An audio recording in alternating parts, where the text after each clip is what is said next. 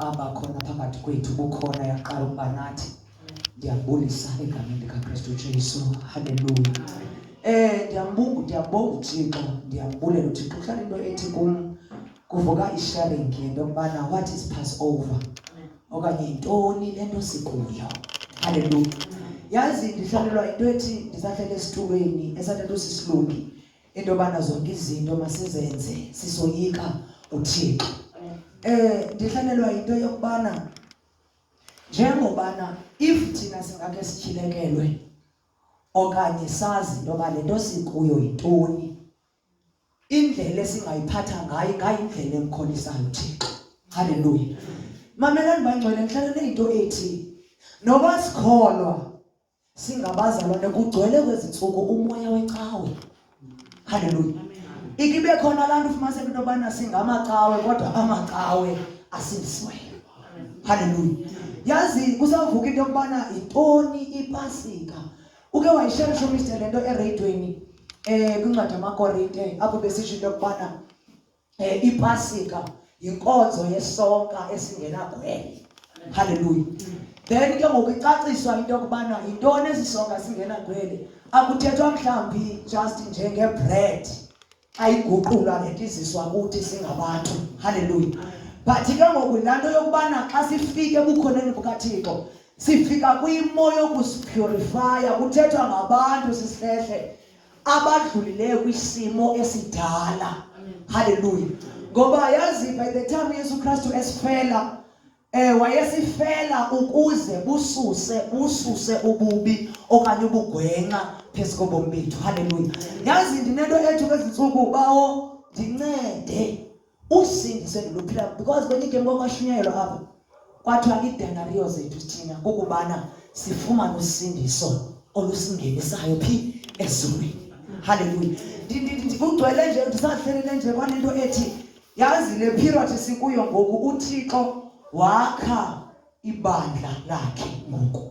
Haleluya. Xa nisithi wakha ibandla lakhe, uThixo ukuhlanganisa ezo nhliziyo zifuna ukunqula yena. Ukuyiva iBhayibheli xa isitsho into yokubana ithi uyasingasinga yena ehlabathini, ukhangela abo banhliziyo ziphelelisileyo kuye azomelezele bona. Haleluya. Abantu zakhona ke bangcwelani zangonqena but ndizodlulisa le nto uThixo bethe mandidlulise. Haleluya. Mamelani bangcwele, konjena ndihlelelwe nje inoba 3 weeks back. Ndihlalelwe into enhlizweni yami oko ithi lento ibandla ake libuyele emthandazweni. Haleluya. Eyicacisa lento uThixo into yokubana umthandazo ubaluleke kangakanani. Sigqibelele bangcwele apha kuthethwa ngento yokubaluleka kwelizwi. Sivule ngayo saphinde savala ngayo. Haleluya. And yazi bangcwele ndifumanise into yokubana lalo ndisisho ndithi uThixo makasincede ke siphume kumoya wecawe, because umoya wecawe ufike abe nomdla welizwi ngalomzuzu ngakhona xa ephuma apha akalikhathelelanga ilizwi. Ndifumene amandla ke bhutizweni into yokubana le nto ithethiwe yasherishwa. Kakuphinde ubuyele kuwedwa kukhona izinto ezingaze singaziqondi. Mina kuthi fumene izinto sisilungi yabona ezinto ezikange ndizifumane ngela xesha bekuthethwa ndizimisishini. So ke ngoxa urevisita laa nto ufike ufumane nalo nto ifihlakele ungakanga uyive apha iyevakala nto ndithethayo. Ngamanye amaxesha bangcwele yazi uThixo esenze ezinkonzo zininzi nje. Inkonzo yokuqala yinkonzo kamfundisi eme phambi kwethu. Inkonzo yesibini esayivusa uThixo into yokubana laa nkonzo ye-discussions inamandla. Haleluya. Inkonzo yesibini ufuneka yesithathu ke ngoku yile yakho wedwa. Haleluya. Siyadlula bangcwele makungabi ngathi apha kuthethwa itheory. Ube ngoku kungabe kubuzwa kwakusithwani kwizenzo ungafuma sento bana akona enye siyaziyo. Ube kwakusithwani kwincwadi ezityhilelo, because uThixo usinikeza inhliziyo yokubana asicacisele ngechapter yonke. Anzi ngechapter yonke nencwadi yonke ufuna ukuncedana nathi. Haleluya. Ndihlalele okindidlalela into ethi ake sibuyeleni emthandazweni. Ibandla malibuyele emthandazweni. Ivela lento bangcwele ngokuthi uThixo uveza pha incwadi kaJoel. Incwadi kaYoweli pha kuchapter 1 no chapter 2. Ilizwe pha libulawa okanye libhuqwa zinkumbi. Hallelujah. Njengoba ke ngoku elilizwe libhuqwa zinkumbi, zonke izinto zitshintshile. Even namadlelo akasenakutya, imfuyo sele ifile. Ithi iBhayibhile ke ngoku bombolozani niphimisele. Yazange yabakho lento lento siyibonayo zange sayibona futhi seke nixele. Even nakwisizukulwana senu esizayo zange sayibona lento ikhona. Inye into eyabancedayo kukubana ithi iBhayibhile bamemelela umthandazo, bembathe ezirhwexayo, bamemelela inzilo. Siphila kwixesha apho khona abazalwane bayonqinayo ifasting. Ilizwi bangcwele alizukwazi uba namandla without prayer and fasting.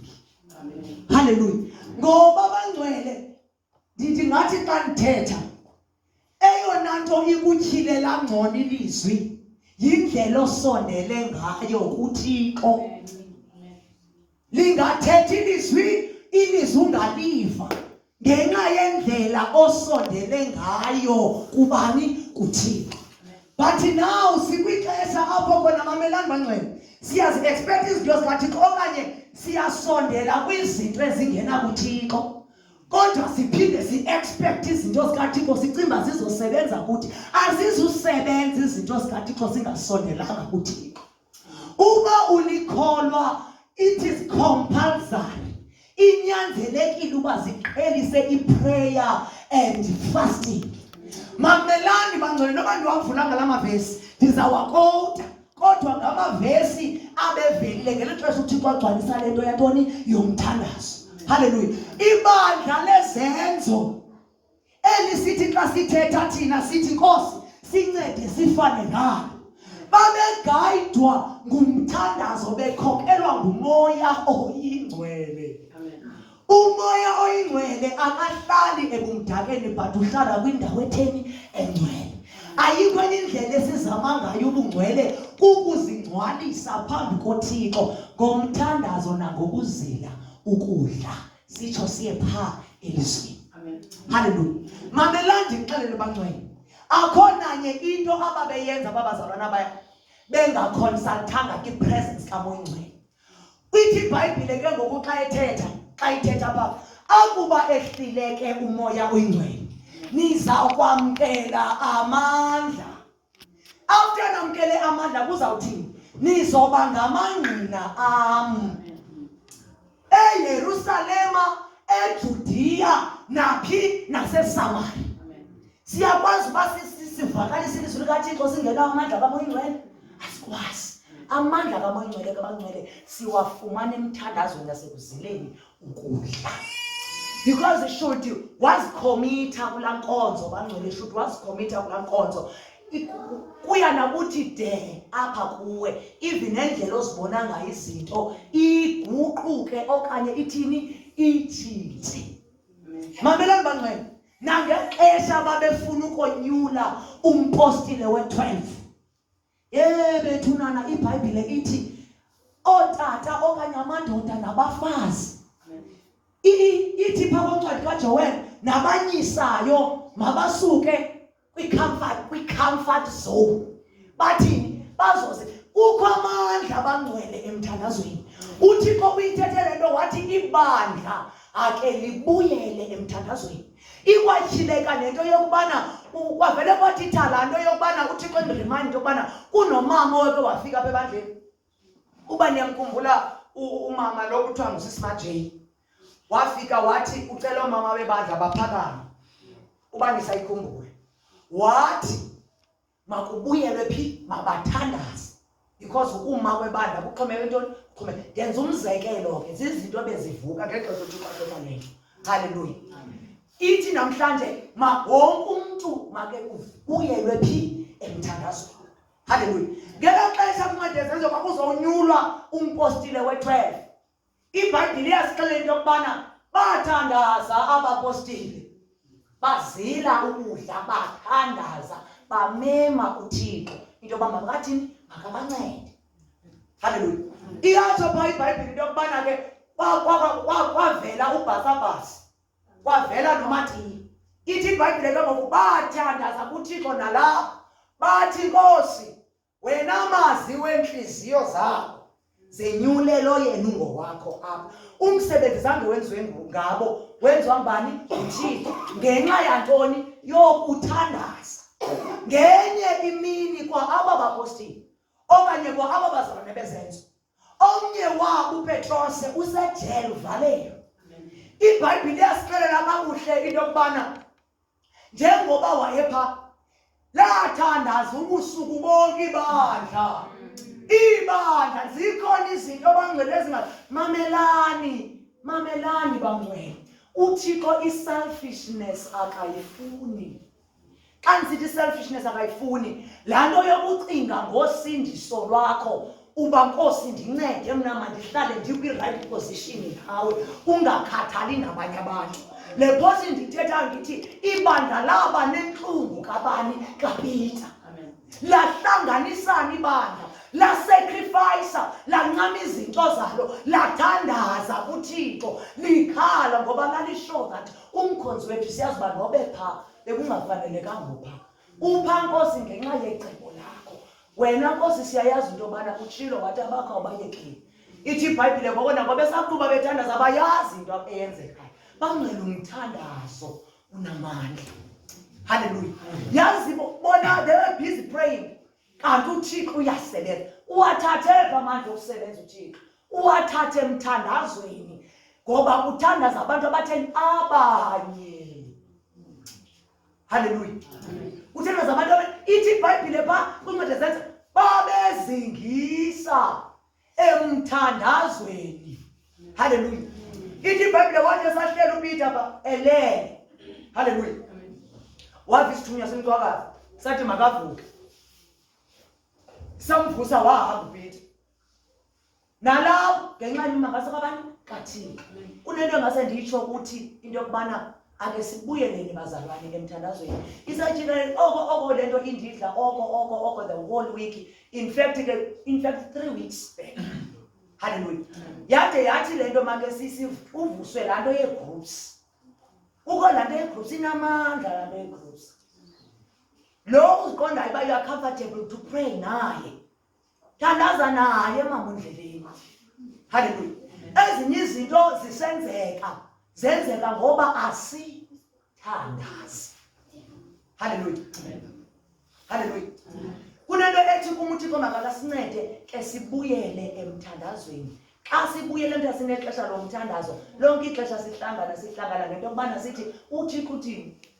uThixo uthini? Abantu abathandazayo bahleli benemessage kabani? kaThixo. Umuntu othandazayo umva umzekelo nditsho sowungamazi udibana yethala uva uyabona lo muntu uyathandaza. Udibana naye sihlehla ebhasini uva olu hlobo olutheni oluthandazayo. Uyabona xa uthandaza nditsho nasenkonzweni awuthathi ixesha into yoba mawukonekte. Bangcwele ingoma iphela kade xa ungumntu othandazayo. Ufuna ude ufike ixesha loba makuthandaza ufikelele phi? Emthandazweni. Hallelujah. But xa ungathandazi kule make siqale sikonekte bazalwane ke qale ke nam ke ndide ndingene egiyeni. Zide zibe yi-3 ingoma ukukhangela ungene yinto yokubana awuthini? Awuthandazi. Hallelujah. Bangcwele umthandazo usenza into yobana sibe lula kwizinto zikamoya. Hallelujah. Uba wathi 1 thina sithi 2 because siphila phi? Siphila emthandazweni. Makasincede uThixo ibandla must go back emthandazweni. Inamandla ke laa nto bangcwele because mna ndibonile phaa emajoni. Laa yokubana ke ngokubaxelela abantu bazalwane ndicela ngonigruphishayo makuthandaze kuthi uyibona itshenji sele nithandaza apha enkonzweni. Uve into yobana apha kuthandaza abantu abathandazayo. Iyevakale into endithethayo. Laa nto ithi ibuhlungu le nto ubani fumanisa ubana mandimzekelo ngoku siseconferencini.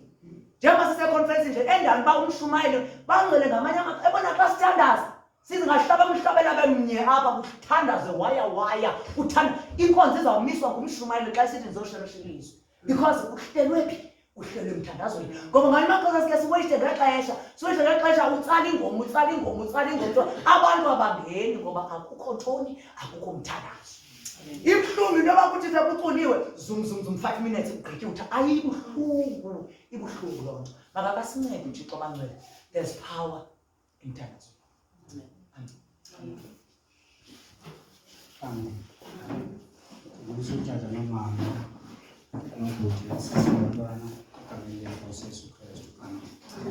Amalangeni izwe lethu qhekeza msibisiwe ndivulela uThixo namhlanje Yesu Kristu wandinika wanisindisa.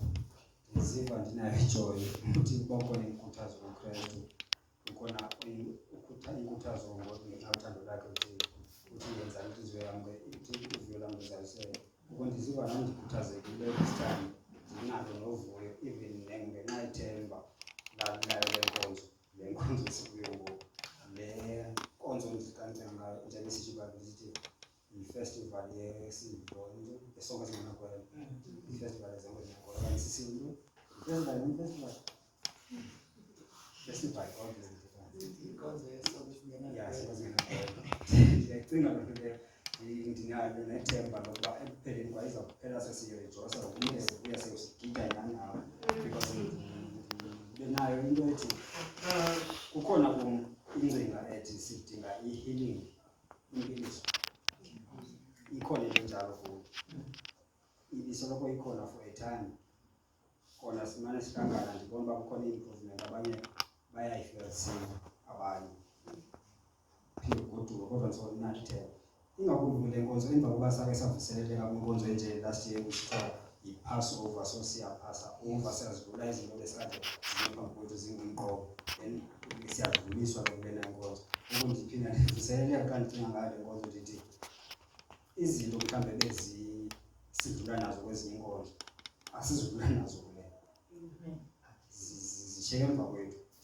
Nethemba even if abantu baze bedakumbile abanye besoyisiwe zimeko nemeko kodwa ndinale hope ndivula ngalo nethemba ndivula ngalo ngokuba izawuvela le nkonzo umuntu evuya umuntu ehlabelela umuntu egitha uzawube sekubulela ukuthi lo ngazo zonke izinto because at times kuyenzeka ungabikho ngqini ungabikho umuntu athi uvuye nqaba nisimsini ungekho umuntu athi ndikhuthazekile kuthando lwathilo ukuthi ndisiva mna ndikhuthazeka ndisiya kuloo meko yokuba uya ndifikele kwazi ukuthi uyangithanda iyayindimotivate abantu indikhuthaza kuba laa nto leya yokungabi sure ngokuthi uyakuthanda ukuthi kwenzeka enye into ndiyazi apha kum kuwela kube khona ukuba selfish nokuzama ukuzicingela nokuzama ukuziprotekta kuzo zonke izinto. Kodwa xa ngaba sifikela kule nto kwazi ukuthi siqiniseka ngakuthi uyasithanda uvela enye into entliziyweni ukuba singabi naxhala lokuba ndawuqelazeka kwenzeka lokhu uba nalaa nto ongathi uhlala kulungele uba ungale intsikelelo komnye umntu. Olu thando lukaThixo luza naloo nkululeko injalo. That is why iBhayibhile imanthetha ngenkululeko kakhulu isithi kodwa le nkululeko ningayisebenziseli ekwenzeni intando yenu okanye nokunika inyama ithule. Uthi kodwa sebenzisani le nkululeko ekubeni nikhonzane ngayo. So ndiqaphela loo nto njengoba sibizelwe loo nto yokuthi masicingeni into enye i-possible loo nto because ibalwe emva kweento ezifana nokuba nikhuthazekile nantani kuKristu kukhona ubudlelwane bomoya kukhona ukukhuthazeka okanye ukhuzo lolothando futhi ke ngokuba zikhona ezo zinto zokuni lenzeni uzalisele uvulela ngoba nicinge ntoyo futhi lusizelelweni yokucinga ntoyo. Ndinento ethi sidinga impiliso hlobo oluthile kuba umzekelo uthi umzekelo ifestival yezonke zingenakwela ndithi Pasika nayo yonke loo nto leyo uthi ke Pawulos kwenye indawo ethu Pasika seyiqhelile ethetha uKristu uthi ke masize kuye sizoyidla singenagwele okanye singenalunye. Xa sithetha ngogwele athethe nangolunye ndibona olu gwele elizizo zonke ii-ills okanye ukugula kweentlobo ngeentlobo noba kugula ubudlelwane bethu nomnye nomzalwane kuba funeka siphile ethandweni uba sithi siyamazi uThixo. Umthanda uThixo funeka athande nomzalwane wakhe but then again ufumana uba phakathi kwethu kukhona ukungathethisani kukhona nezinye izinto nokungatholalethani ufumana okanye siyanyamezelana ngenxa yenkonzo kodwa asikinyane besemthanda. So ezo zinto zolulunya nezinye izinto ezinjalo ezithe zavela ngenxa yokunga-understandani ke ngoba ukunga-understandani kokukholelwa kwezo zinto kodwa uThixo ndinanokuthemba likhulu lokuba sizawuphiliswa kuzo zonke ezo zinto. Izinto bezikade ziyekwa nje kube khona ukuziyeka nje ezinye izinto ufumanisa uba uyayibona le nto ikhona kodwa phakathi kwam nabazalwane okanye ngumzalwane othile kodwa ufumanisa uba ndizamela nje uba sikwazi ukuphila solo siyanyamezelana siyenze ngathi ayikho enye into asikwazi ukuyiconfront idala uba ke ngoku ufumanisa uba ngoku ndithetha ngaye xa engekho loo nto le kubizwa ukuba kukuhlela idlobendwane if sinayo loo nto phakathi kwethu likhona igwelo uthi ke ngokuvuselelana okanye velelanani ukuze ungaphuli ingcambukaka inityoke nonke so ndiyacinga ke ngokuba uthi lena ifestival ezonke zinagwelo so awumagwele wonke ke ngeentlobo zawo noba nolunya noba zijela sezikhona phakathi kwabantu abasevayo ke nayo yonke loo nto leyo nokukuzondana nokukucaphukela nokungaginyani nazo zonke ezo zinto ezo ndinehope yokuba uthile uzoziphilisa because kukhona nendawo ebhayibhileni ethi xelelanani iziphoso zenu nithandazisane uThixo uniphilisa ndinenaloo hope kuloo nto yemphiliso elo themba linjalo ukuba sizawuza sinento ethi because nale nto ithi uthi uThixo kwincwadi yaMahebhere chapter 11 uthi lo uzayo kuThixo makakholwe ukuba uThixo ukho. Okay, size kuThixo ePasikeni emthendelekweni kwezonke ezingenagwelantini sinethemba sikholwa ukuba uThixo ukho ethilo nje uba kuyasihlangana egameni lakho zoba phakathi kwethu abengwenani sisazi uba lo Thixo lo ungumoya futhi ebukhoneni bakhe kukhona inkululeko then uThixo uzosikhulula kuzo zonke izinto ezisibambeleyo nezinto ezikhona even nabo zonke zolunye nazo zonke zonke ezivungcono kololo hlobo uzasikhulula Thixo kuzo zonke ezo zinto uthi ke ngoku masikholwe ukuba ukho xa siza kuye sikholwe nale ndawo yesibini yokuba uyabavuza abamfuna ngentliziyo ephelelisileyo so funeka sizikholwe zombini ezo zinto sikholwe uba uThixo ukhona futhi abamfuna ngentliziyo ephelelisileyo uyabavuza sizile apha ndinento ethi ndinothemba mna ndifika ngalo ukuba uThixo ekhona nje ebavuza abamfuna ngentliziyo ephelelisileyo abathe namhlanje okanye kule nkonzo andizohamba ndingaphiliswanga uThixo nizophiliswa noba kubizwe i-altar call then beza abantu bezozihlambula into zabo esithixelela nani nje iziphoso kuba yabona la nto yokukhonfesa le nto yokusivuma isiphoso sakho ikwenza ufumane inceba uyifumana nasemntwini uvume emntwini umonile nto ufumane inceba kwakuloo mntu uphiliswe wena naye budlelwane bakho naye ufumana uba niphila kubekhonflikto phakathi kwenu nikhona ukwamkelana but ninganyamezelana ngeke nide ndithandane kangaba ukhona imfihlo ndafumana nalena inyaniso yokuba uba umntu ubalulekile ebomini bakho yabona kukhona ubudlelwane bakho obubaluleke kakhulu xa ngaba oba budlelwane bunesigulo awuphilanga nawe uba nako ukugula ndike ndibone umntu egula mna kanti kukhona imfihlo ayifihlelwa ngumntu obaluleke kakhulu ebomini bakhe mhlawumbi ngumasithi umntu ongumama ufihlelwa ngumntu engakho into ethile akasaguli agule physical into angayazi mhlawumbi uyayazi wayezenkulizemba yinto emchaphazelayo qha akayaziswanga omunye umntu agule kanti umntwana wakho ubaluleke kakhulu kubantu umaphila ngakho ukufihlela uvele ugule ngenxa yalaphile umuntu asayithetha kulaphile ezo nto ndicela ukuzibona zisenzeka ezo zinto even nasebantu abangakholwayo so ndinalathemba lokuba abantu bazoza benalo ukholo lokuba uThixo yena uyabavuza abamfuna ngentliziyo ephelelisileyo ndinayo nale ndawo ndiyibambileyo futhi ndiconvinced uba iyinyaniso yokuba umntu osindisiweyo yena unayo ipower yokumuyisa ongendawo uThixo usinikile uba sizikhethe basifuna nzulu akasinyanzeli enamandla enjalo akazinyanzelisanga kuthi intando yakhe uthi masithi thina ngokwethu mayenzeke intando yakhe masitsho ngokwethu sithi intando yakho mayenzeke uThixo akangayithathanga intando yethu kuthi asivumele uba sithande senze into ngokuqhuba intliziyo yethu akavumelanga nosathana ayithathe intando yethu ukhona indoda ekuthiwa yayihlala emangcwabeni yayibotshwe ngamadimoni amaninzi ngomoya bakhohlakeleyo kodwa loo ndoda yakwazi ukuya kuyesu kudayesinda yesu kuba bakwazanga la madimoni nangona nje enepower phezu kwale ndoda akakwazanga uyibamba uba ingayi kuyesu umntu osindisiweyo ndinankolo enkulu ethi yena ukhululeke nangaphezu kwezo zinto unawo amandla wokuthatha isigqibo esisawundi okanye esiphindileyo yes akabotshwa ngolo hlobo umntu osindisiweyo yena umntu osindisiweyo uzokwazi ukuza ngaphambili athi akasazuphinda la kusathana ngomini bam ususela namhlanje njengokukhongoza azoguqula ezivume ezingezakho ezinto then afumane inceba futhi kevula sebantwini buphiliso budlelwane bethu siphume apha serayithi ndinayo loo nkolo enjalo besihlangana abanye bebephiliswa kwezi nkonzo sihlukile kuzo, abanye baphume benejoy besithi ibeluncedo lomhlangano, but abanye baphume nemithwalo yabo babhodula. Ibisenzeka loo nto leyo, but ndinale hope yokuba kulona mhlangano abantu bazofumana olukholo lutho abazifuna into ezipheleleyo uthini uyabavuza ubanika umvuzo abanjalo, so bazoza benalo ndliziyo umuntu uzophiliswa. Kuyenzeka ngelinye ixesha fumanisa uba siyangena kwakuqala umhlangano, but ngokuqhubeleka uthi bethetha abepointa izinto ebesingazazi. Siye sifumanisa uba siyazi uba buhlungu kodwa besingenile ekuqaleni kwakuqala ngosuku lokuqala, but ngokuya zihamba iintsuku siyazi uba buhlungu ngokuyakuqhubuyelelwa kwakwakuthetha. Akusenzima ngoku kuzoguquka xa ngaba sewuke wazongena kwizinto zenzeka ngebuhlungu kuzibona ezinjalo. But then again lisekhona ithuba, ngokuya ziqhubeleka izinto zithetha sizifumana sizaza ngaphambili sisithi andifuni ukuphoswa leli na ithuba.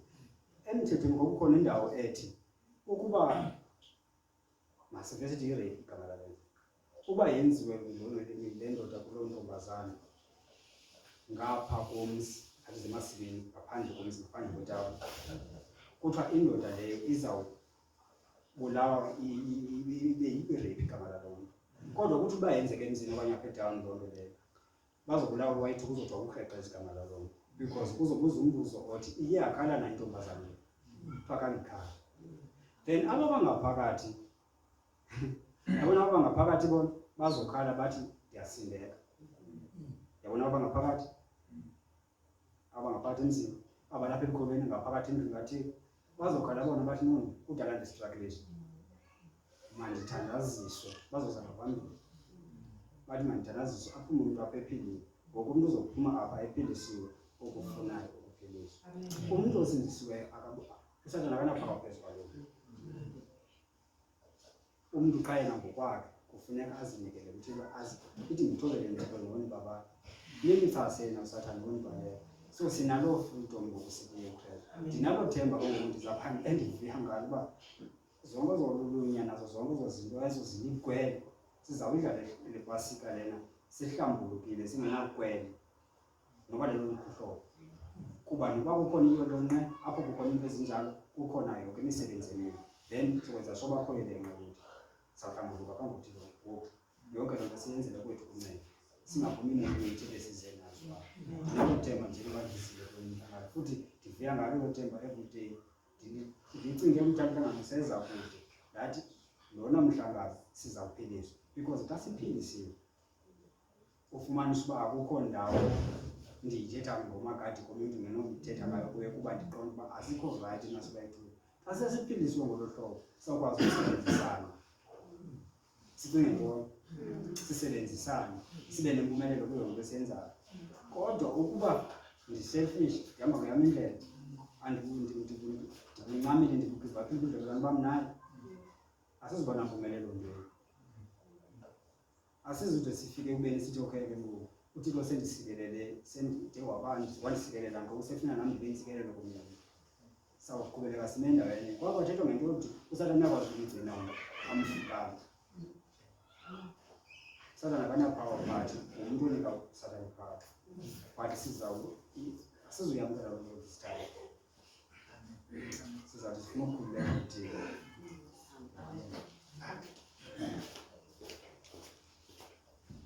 Amen. Ndiyabulisa oTata osisobhuti baba oTata omama osisobhuti abantu abancane egama lenkosi Yesu. Amen. Into zempugwalo kunalo ibali lendihamba kanjani. Nami ndikhalela uke ndibeke nje njengoba sebebekile abanye abazalwane. Amen. Ngoba apha nje kufutshane ndiqonda uba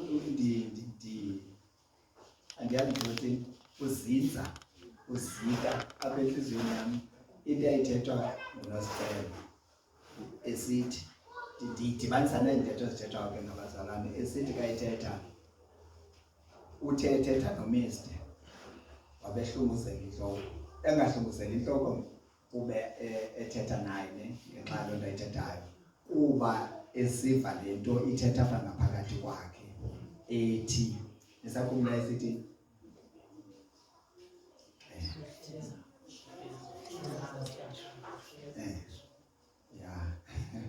uyayibamba wayebambe yona wayesithi le nto ihleli apha ngaphakathi ayivayo kanti uKristu uyathetha naye uthi kwengaphakathi lakhe susa le nto iza kwenza ungeva, susa le nto iza kukwenza ukuba ungamva. Atsho athi ke xa iqhubeka laa nto ukhonjwa yona yile azawuthi yena njengebethetha uMr naye athi yena qha ngatsho ngomlomo wakhe atsho ngenhliziyo yakhe iphendula uba bendiyazi uba uhleli ezawutsho kanjalo ngoba kandithembanga. Yeqaphela, ndifuna ndiyongeza loo nto ke ngoba tyini ndizamane ndimamela ke sharing nam apha efowunini yam tyini ndithi ibhadlile le nto inkwesisikelelo okanye uba ndingangasebenziseli loo bhadla kwigama uba inyanisile kakhulu le nto. Mamelani, ngoba njengoba ndisiva kabazalwane bebeka ndibona uThixo esinceda ngohlobo. uThixo ke wathetha nathi ndicinga kulo nyaka pheleyo eveza into ethi kuyathethwa qha akuviwa. Naw ke ngoku ndimbona edila naloo ndawo ngo-higher grade. Lo akuviwa akukubana ayikho audible le nto. Andazi thina ndithetha audible asikuba ayivakali ndithethele ezantsi okanye abantu abathethayo apha bathethele ezantsi. Kukubana le nto ithethwayo lo myalezo uthethwayo nguluthethayo awufiki nguwo phaa kuye lo wamkelayo. Ukuba ukungabi nguwo kubana awufiki usebenze le nto ibimele ubusebenzayo yona kuye, ngoba yena lo bimele uba wamkela lo myalezo uthi bendihleli ndiyazi.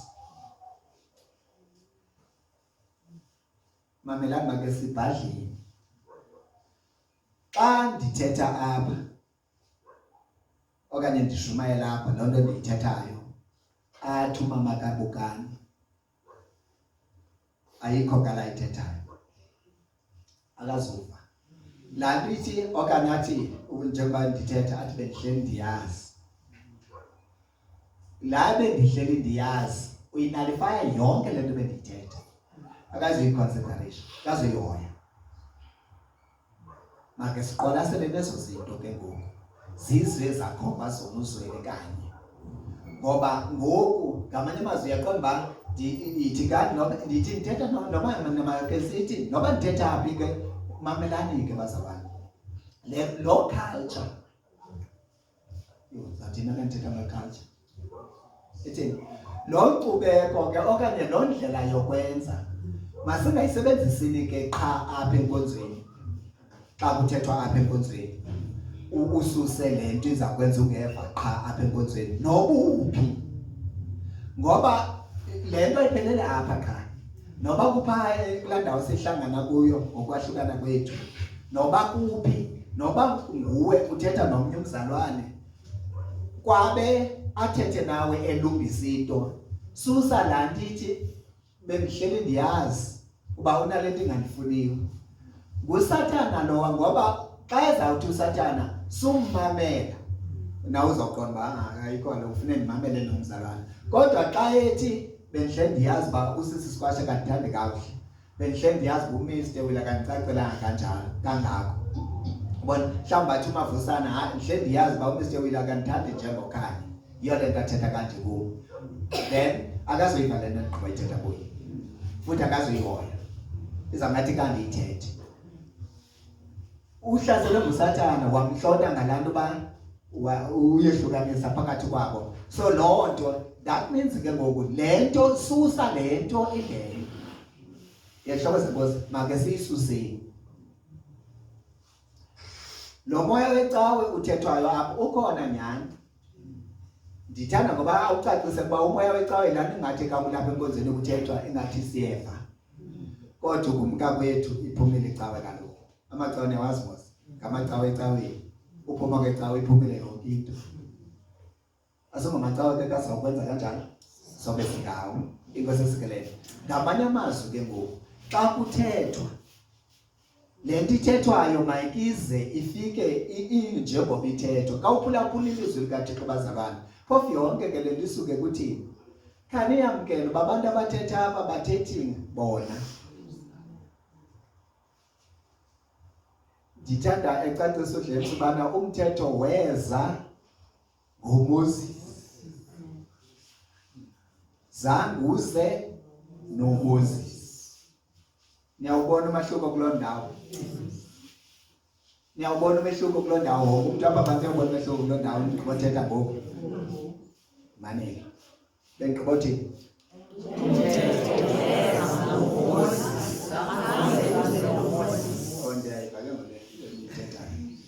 Benzithi mafesi gqibothini.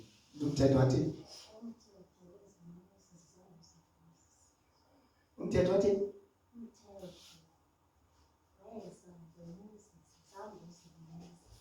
Yes, zange uze noMoses. Weza ngoMoses. Ithini loo nto? Mani kaloku ithetha ukuthini loo nto?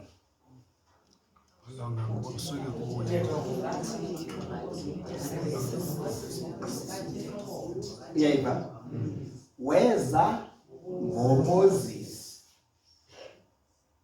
Ne? Into ethetha ukuthi originally uMoses akayo source yomthetho. Le nto ithi uze ngo ufumene Samuel. But uzofika apha ebantwini kumaSirayeli ngaye. Ungembo wakhe. Exactly ke apho ndiza khona. Nathi izinto sizithethayo apha azisuki kuthi ndakaphila. Cha ziza ngathi kuni. So ke ngoku uyabona uba singake siyimasterishe kuloo ndawo. Siyibamba apho. Ubana noba ngubani uthetha into apha ngaphambili eyizisa kuthi umsuze yena ayisuki kuye le nto.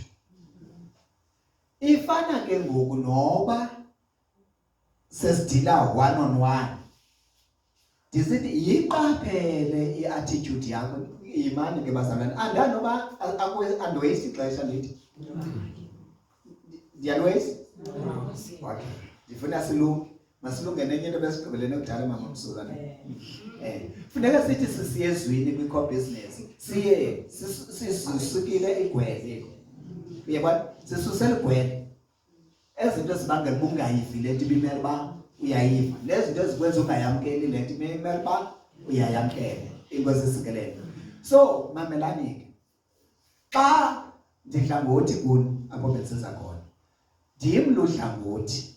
Okanye ezi zinto ndihlangotsherisha ngam noMr Mnokwa mazithethe into apha kuni because andizithethi nje. Ndithi ke umzekelo ndithetha kwenye game ndisithi ndiyayiphinda ubungazange uyive. uMr Mnokwa ingqondo yam ndandingayi-apply. Niyayiva? Ingqondo yam ndandingayisebenzisi. Ndandingacingi kakuhle mani. Uyandastanda? uDlamini athi nje sizawuba nenkonzo kwiveki ezayo. Ndithi okay. Iphela apho engqondweni yam. Asinamoto asinantoni. Kufuneka ndiorganayizile inkonzo izawuba kwelaa cala lethu. Sathi kasemqanduli ke ngoku akuzudle msisi sizahamba njani? Malunga nantoni ngoku? Senjuba kaloku funeka sithathwe imoto apha emqanduli. Sigrosile sihamba nokudla idlule ngabazalwane endaweni ethile sihambe siyofika endaweni. Ndithi kangutsho nje Dlamini. Kangentshonto. Andiwele bendathi sithi kuwe sizaba nenkonzo leyo. Ewe wawutshilo. Ke ngoku loo nto yathini kuwe? Nguwe owazi oonoteksi belicala? Nguwe noyazi uba ithini into apha? So ubulindele uba ndithini? Nandithi ke ngoku yena ebebelindele uba mna mamela ke mhlawumbi wena ke uzawuba wena surely wena uhlala apha phantsi nalaa ngqondo yam ne wayekuleka andithi ngoba kaloku bimele ukuxelela uba yenze i-arrangement yemoto yenziwe eyam ithini ndifuna ubona uyayiqaphela mna bengilinde bathi organize imoto ethini hanani yonke le nto ayi-unpack ndiyiqonda uba yeyi undibambe off guard nyhani unyanisile mani uDlenza akange ndibhadla apha ungonenza kuqalisa ngoku funeka imoto esithathile nenza kwenza imoto cinga ke ngokubana ukhwela ithuba ke umuntu ozawusuka eXhorha ebengazakhanga ngaloo nto ozawuthi useXhorha kanti usemadwaleni uyayibona imake mntakabhini khawuthi ndaqhubeka ingqondo yami ingabhadlanga kamhlobo yazawusixabanisa laa nto Dlenza izinto ezinje you understand then mna ke ngoku ndabuyela kuba mani mandibhadle ayikho kubhadloku nyhani bimele uba emvelo bethe saba nenkonzo so ndizaniphekele ke ngoku mna ndiyilungise le nto ndatshintsha ke ngoku laa nto uyabona uba mna ndisisa kum ndidla ngothi ke kandithetha ndisube ndibheyisa kwizinto ezinjalo kanti uThixo wandinceda ekusindisweni kwam because izinto ezibenzela nzima abanye abantu zange zindenzele nzima mamelani ke kwenye igame uDlamini uyashumayela azothi emthetheni kwakhe ukuyive le nto uthi wenze into ebububhanqa uyiqaphele sowuyenzile qobe ke ndiyive cho amen futhi ndisithi amen hle phansi ndibe ndiqonda uba ndiyayi-understand athi ke ngoku wake wayicinga into yoba kutheni uyibone sowuyenzile ngoba yenziwe nguwe futhi emvelo ubuyenzile khange kutsho omnye umntu ubana urongo immediately ugqibo yenza uye wazazi uburongo wena ndithi ndiyayibona loo nto uba uthi soyenzile into ufumanisa uba urongo kamva athi ke ngoku wake wazibuza uba kutheni ungayazanga le nto uyazileyo ngoku phambi kokuba uyenze ndiqonda uba ndixhoma mele ndiqonda azange ke ndizibuze athi uyayazi uba kutheni ke okanye enye into uyenze rongo kufika umntu athi ungamelanga uyenze kanje uyenze kanje futhi nawe kwayijonga le ndlela athi bimele uyenze ngayo nyhani indlela esound oyamkelayo nawe uba bimele uba le nto uyenze kanje aphinde athi wake wayicinga ukuzibuza umbuzo uba utheni wena ungayicinganga ngohlobo yena ayicinga ngalo lo mntu ubonisayo ndiqonda uba zange nyhani zange ndizibuze nyhani ke kufumanisa uba andenzanga right and xa endibonise indlela bimele uba ndiyenze ngayo nyhani yiyo na ndlela lena athi nantsi impendulo kungoba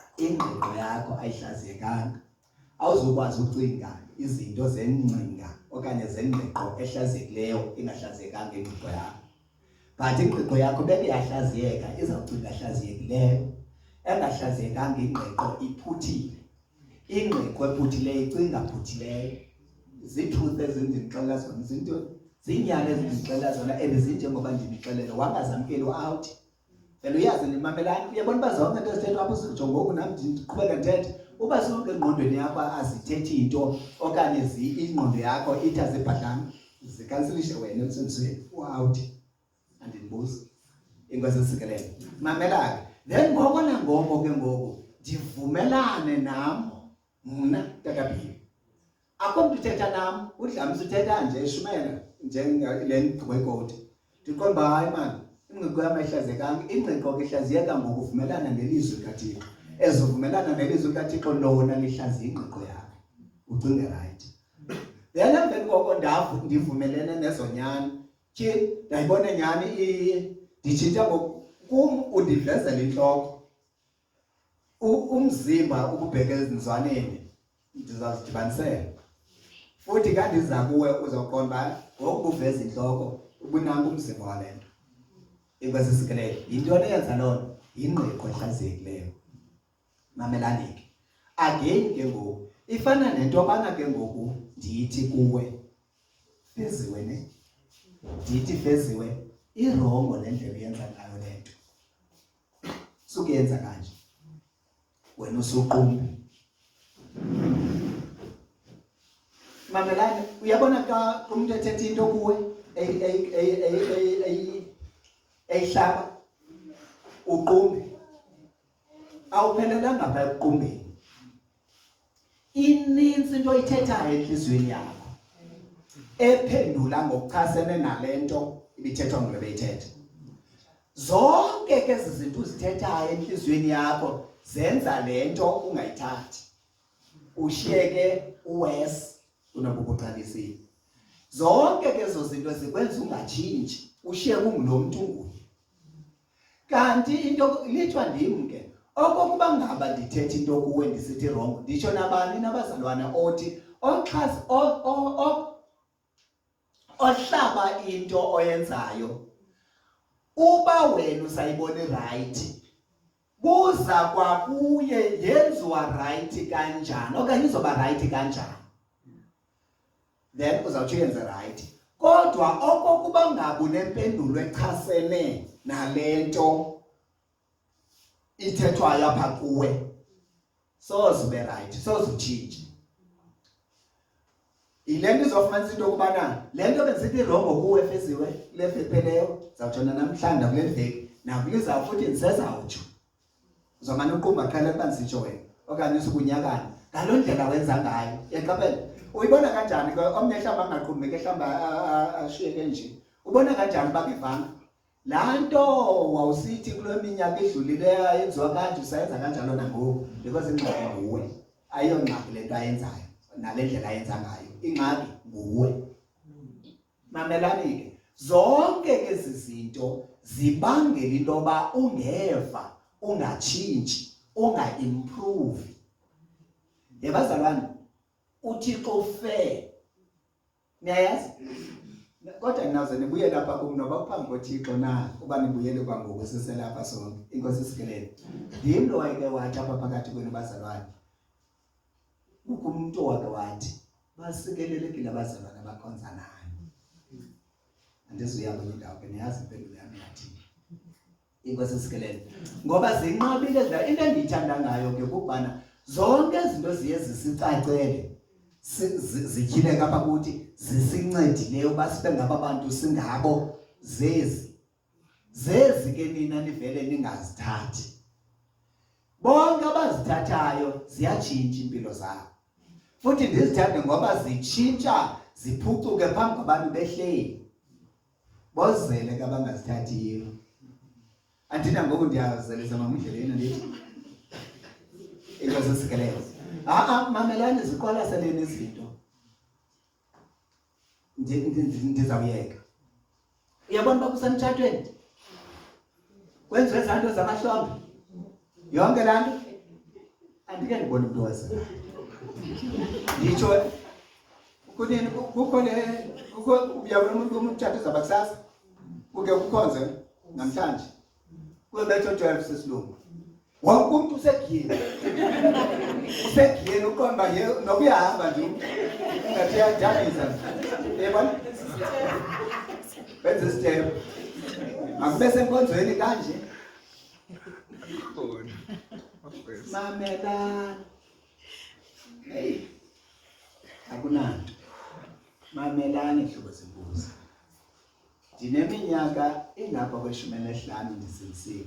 Ngibize nje lapha ngenene. Oko andiphazame. Yabona oko yabona le ndlela ndiyo leyophola nje kanje. Indisebenzela kakhulu nomhlobana.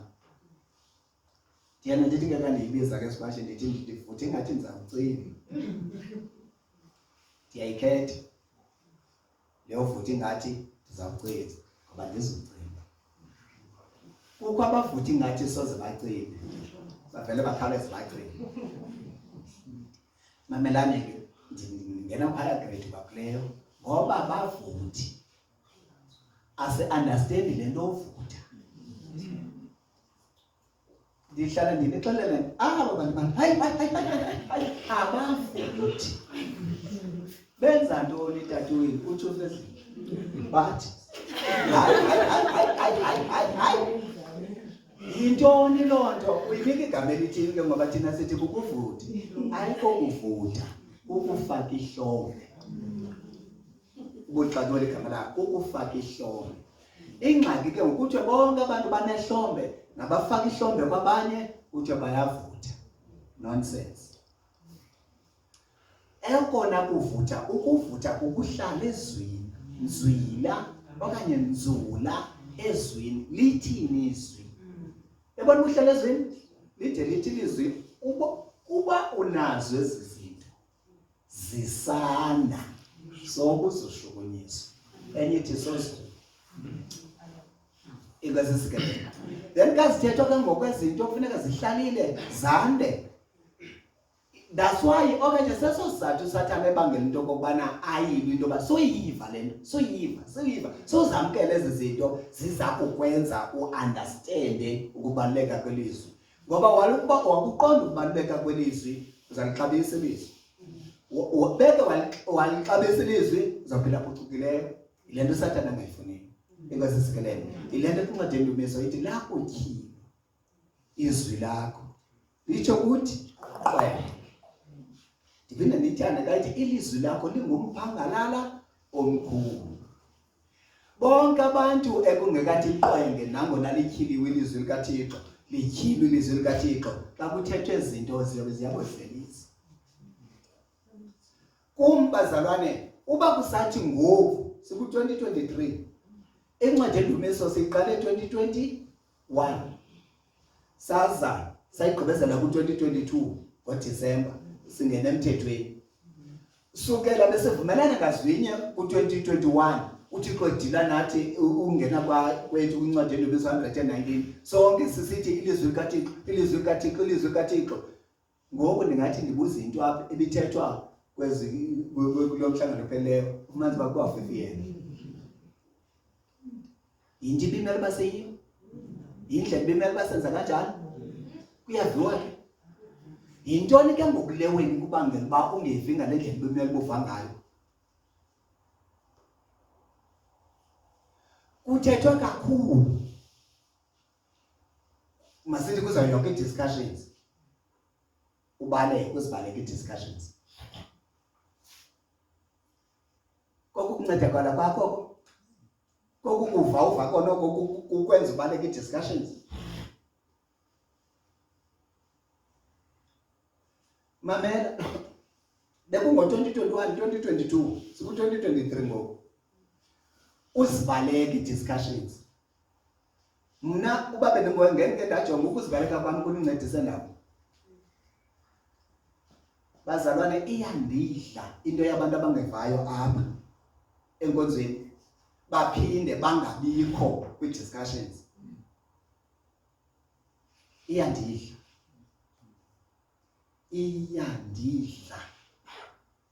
ngoba i-discussions zezokuba le nto ungakwazanga ukuyiva apha enkonzweni ube nethuba elesibini lokuphinda uyive.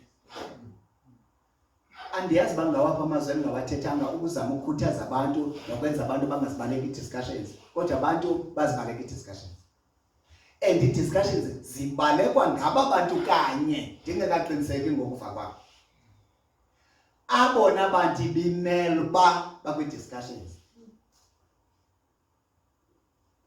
Andiyazi uba bafuna ndibe ne-discussions zabo bodwa na ndingayenza loo but ukuba ndide ndiyofika kuloo ndawo phushwa nini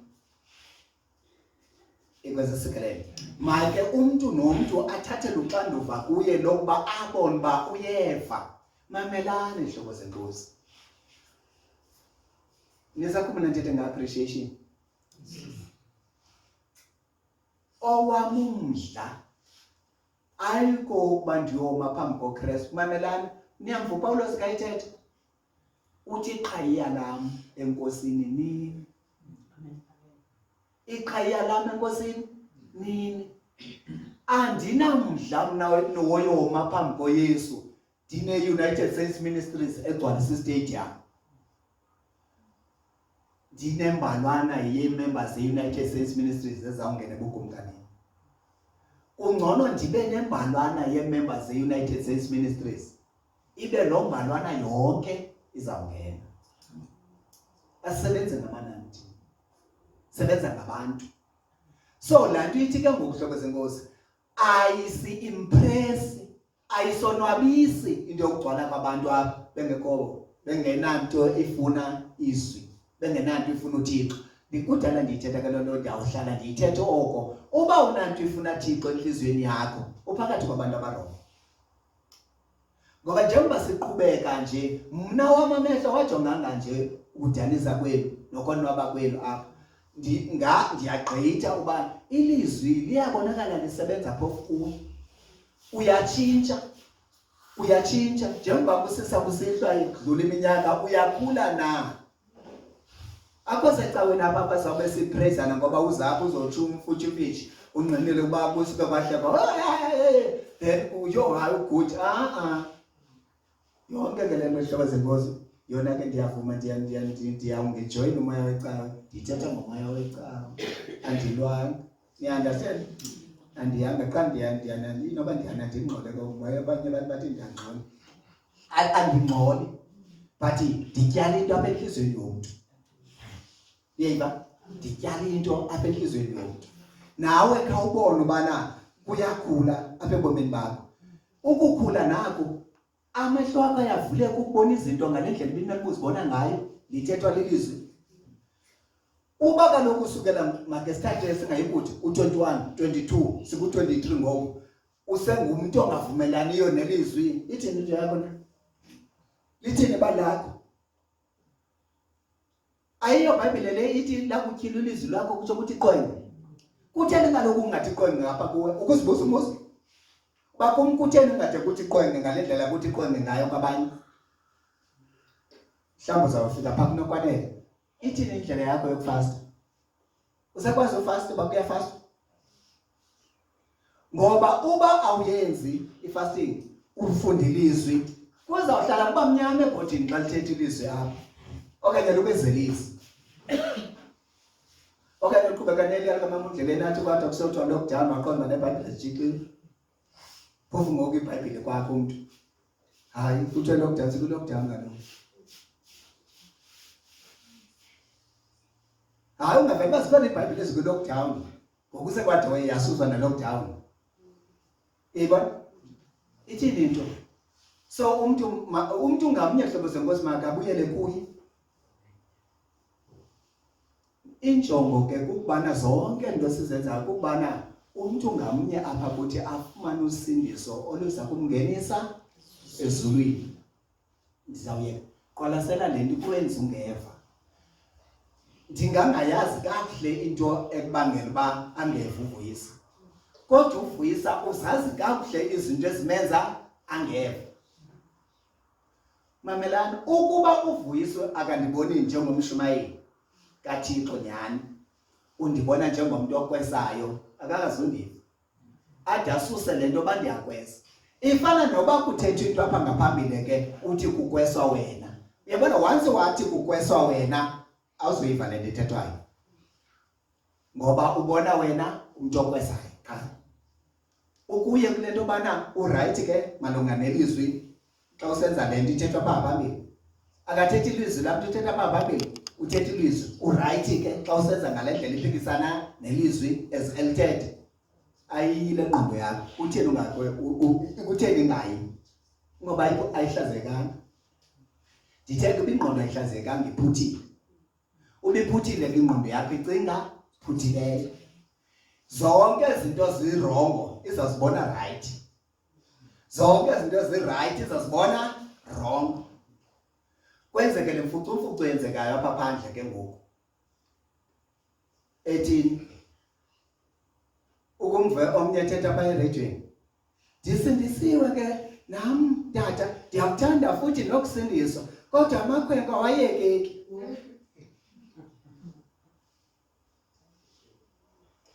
Xa ubhadlileyo uyi-understand into yosindiswa. Usindisiwe laa mntu? Qha uthini yena? Kwenzeka ntoni? Usindisiwe yena ngelakhe mhlawumbi ngoba uya enkonzweni uyathini yenza yonke into enkonzo wafumanisa uba uyaweshipha.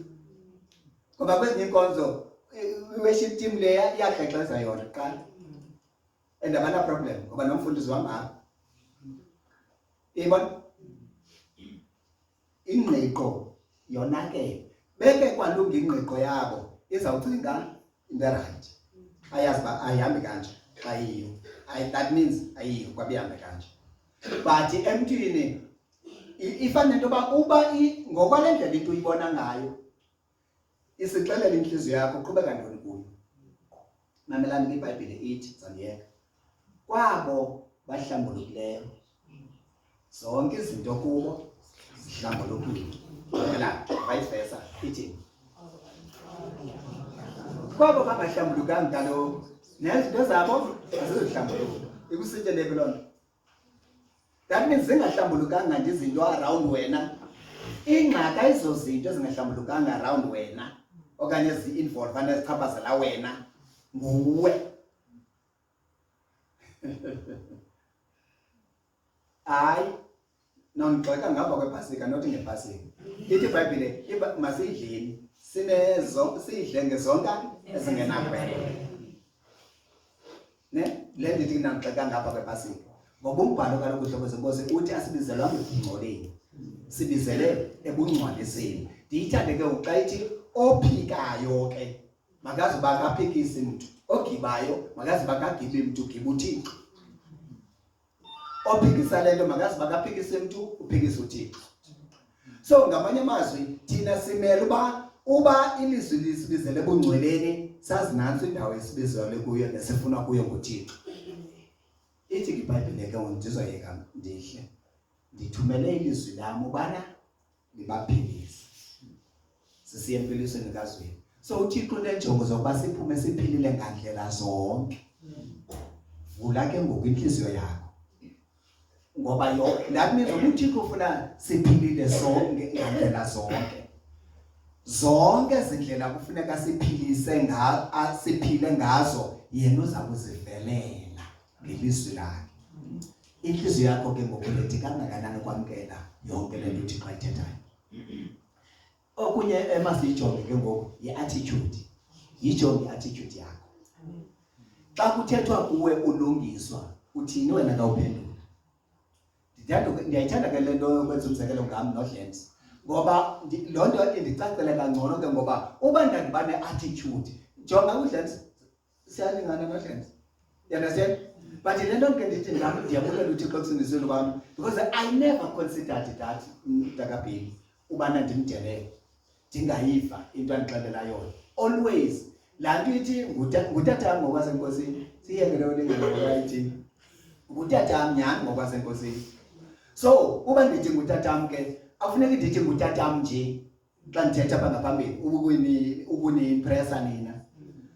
Mna mandisubmithe kuye njengonyana kulindelekile. You understand? And uba ndingazange ndiyenze loo nto ngengeni andinantandabuzo ngenguye lo mntu endinguye ngoku.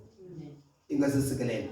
So loo nto ke ifuneka apha enhliziyweni and into beke uThixo uhlala ibiza oko emntwini. Once waqayika wonakalela.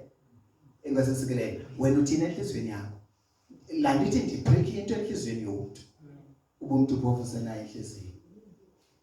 Inkosi